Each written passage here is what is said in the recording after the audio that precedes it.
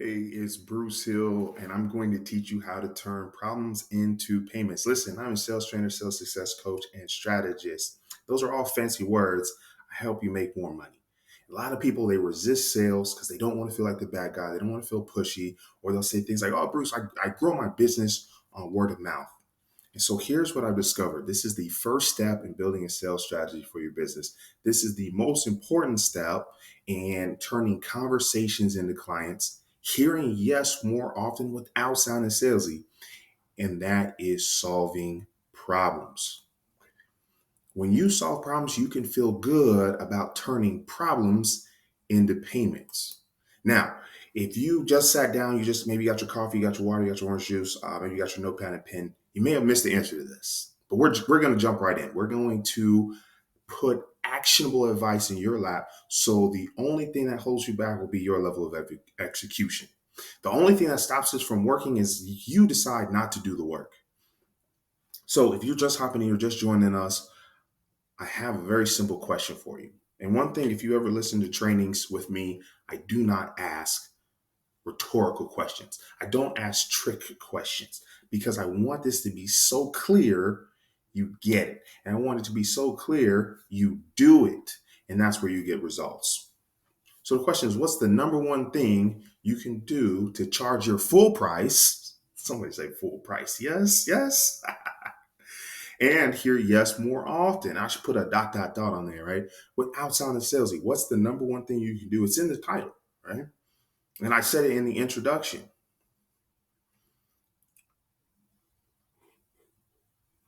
Exactly. That's exactly it.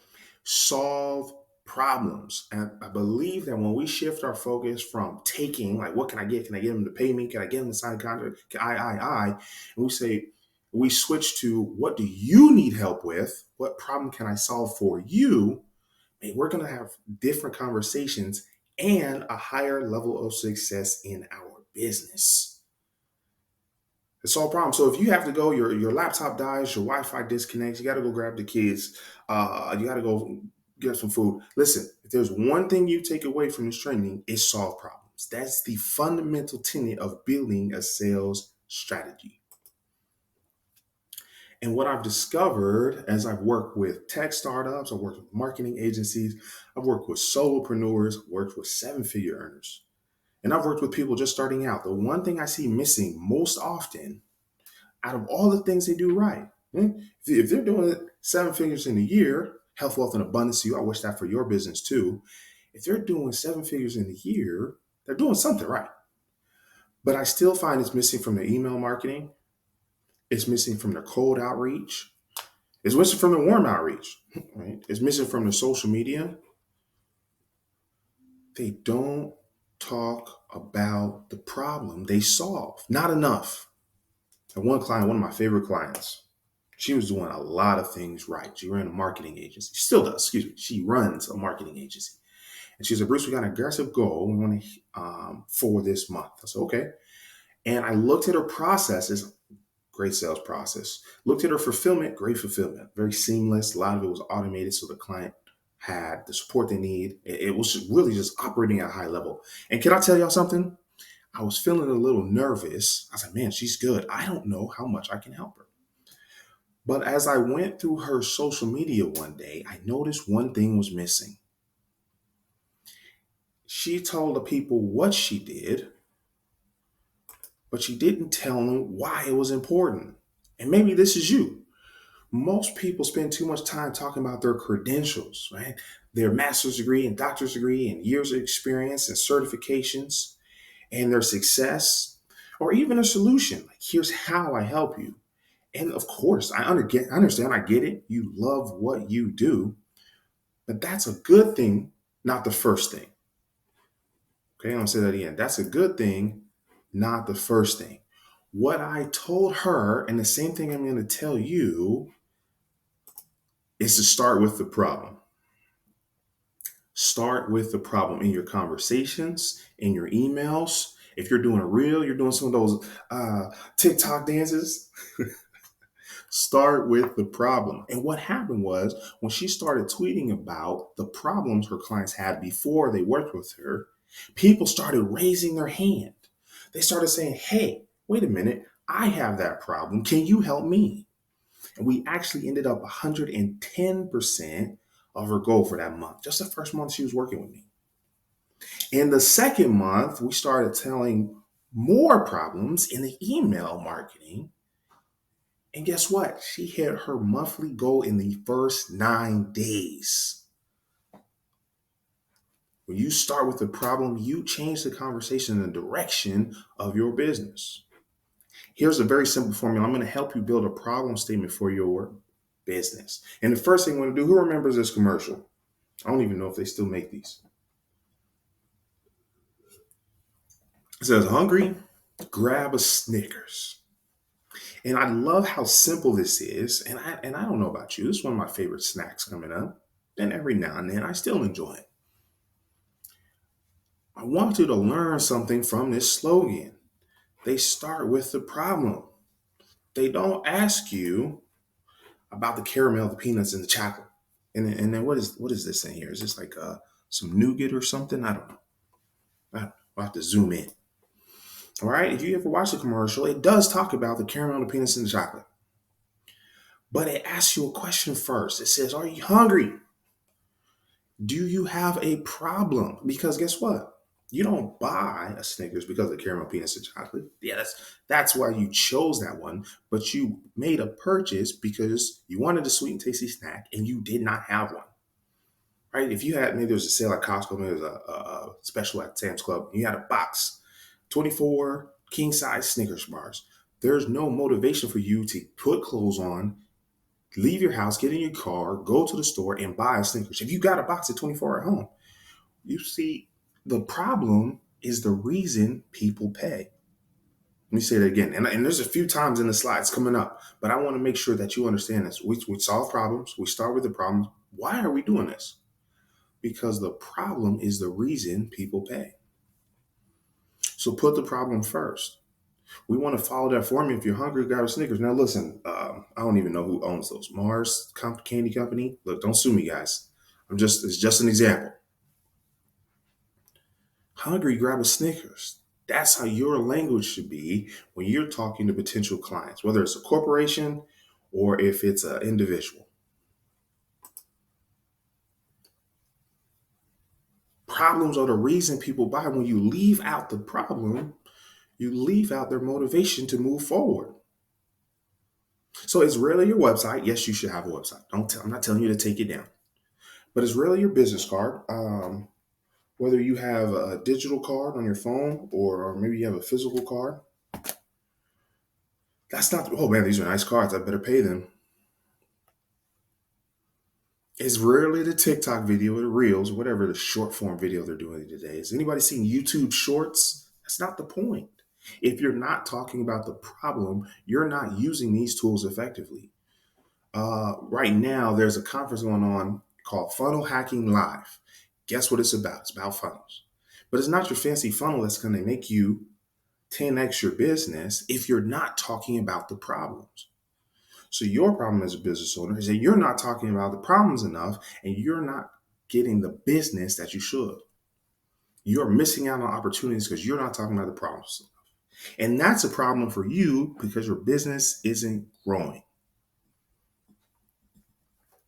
Let's take an example. If you ever hear training from me, you know I love talking about food. A lot of my examples are going to involve food. So let's say we have a restaurant owner, great guy or gal, doesn't matter. And he's like, hey, Bruce, I want to grow my restaurant. So I asked him, I said, hey, what problems does your restaurant solve? He said, oh, I'm ready for this. I've got it. We got great food. Not just good food, it's great food. So, okay. He said, what else? He said, okay, all right. We got fast service. You know, you put your order in, they get cooked right away. It's cooked fresh. Boom. It's out to you in just a few minutes. I said, okay, that's awesome. What else? He said, oh, we got friendly staff. We hire people that want to work there. You ever go to a restaurant and it's good food, but it's bad service, so you're just like, yeah, let's not go there again. Or maybe you'll order out, you'll get it to go. You're like, I didn't like those folks. Bad service makes the food taste bad, right? So he said, Bruce, you don't have to worry about that here. We got friendly staff. I went, okay, great. What else? He's like, accurate orders. If we don't get your order right, it's free. Okay, because they're going to repeat it back to you. They're going to triple check it and then double check it again, right? It's going to be, man, this is great. He said, but guess what else? You don't have to believe me. Listen to what our clients say. Listen to what our customers have said. Oh, we got 5 stars on Yelp.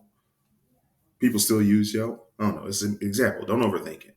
But I want you to think about something about these problems he's listing. And maybe you've already caught it. Maybe you're like, wait a minute.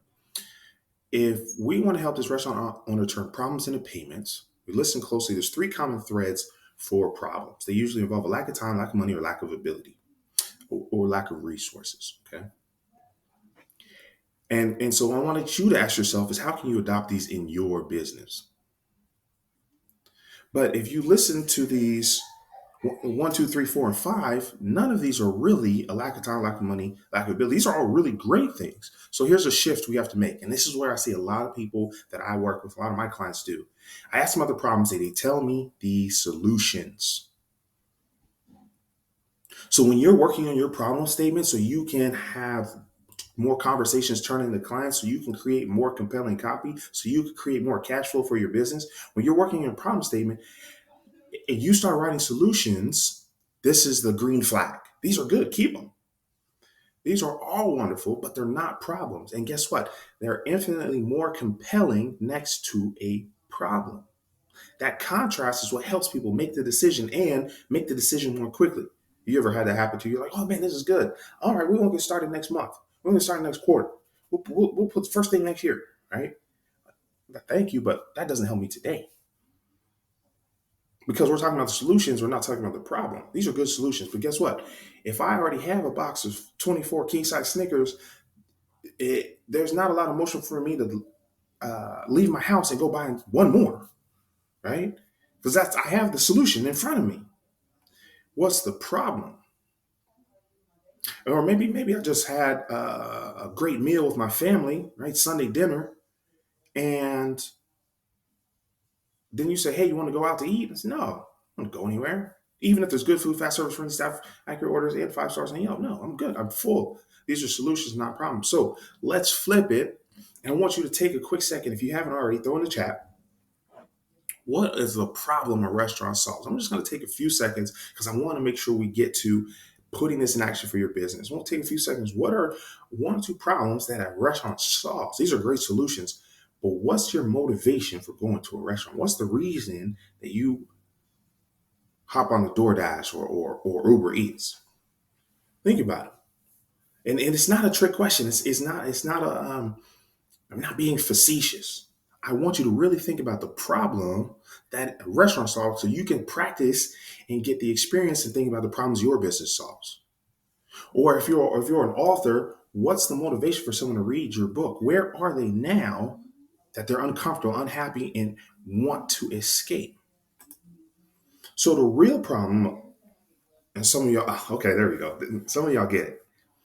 I'm hungry. Look, I put it in all caps. I'm hungry. That's why I go to a restaurant. I need some food. That's why I order or Uber Eats. I need some food. And that's where, well, you said, well, it'd be cheaper if I just picked it up myself.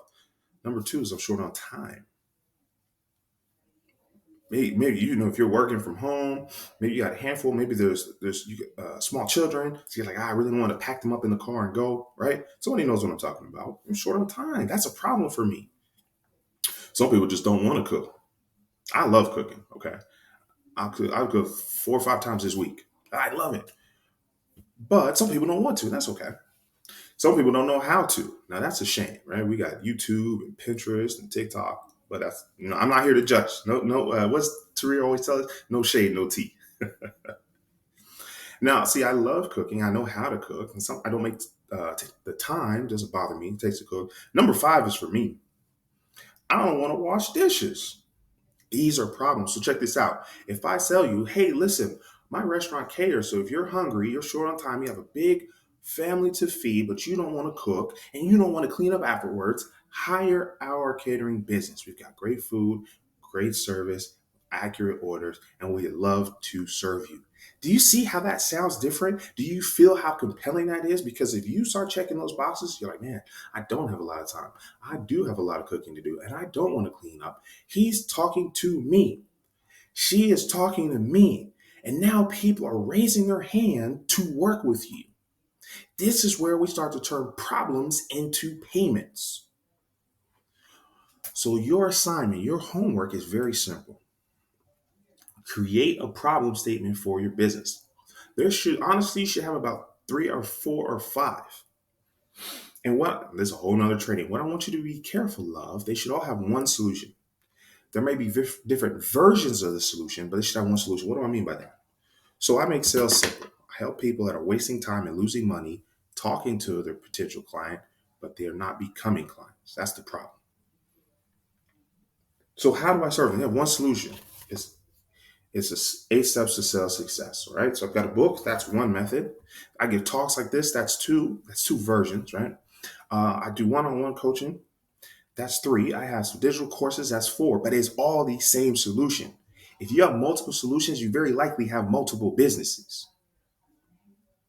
So when you start going through the problems you solve, you may be able to solve multiple solutions, multiple problems, but I don't want you creating multiple businesses. Not yet.